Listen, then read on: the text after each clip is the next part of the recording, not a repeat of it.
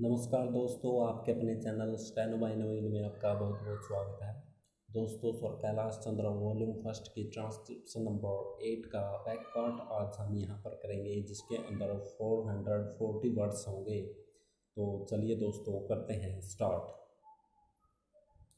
As a matter of fact, many other sources believe that the figure is far higher, but in any case, there should be some parity and some idea as to the extent of the rehabilitation problem which still remains before the people of West Bengal. The other contradiction is this.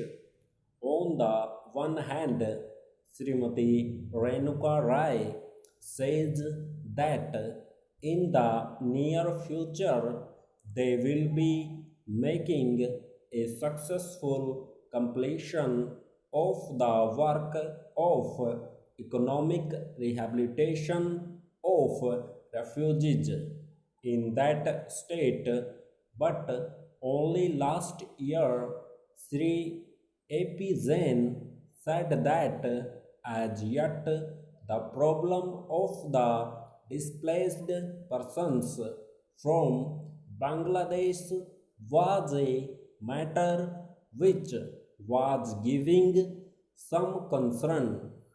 I really do not understand why, in spite of Sri A.P. Jain recognizing that the problem is still quite serious, Srimati Renuka Rai should have made such a statement. Yet, when we heard the Honorable Finance Minister, we find that there has been a big shortfall in rehabilitation budget.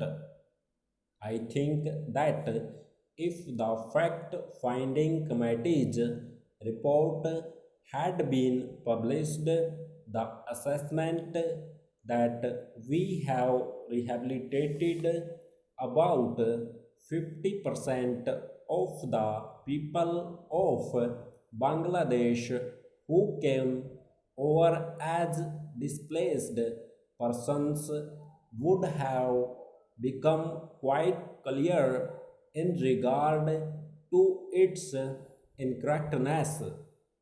As a matter of fact, when we went round the camps and colonies in West Bengal, we found that as yet not more than 15% of the people have been rehabilitated in the sense that they are able to eke out their subsistence on the poorest levels.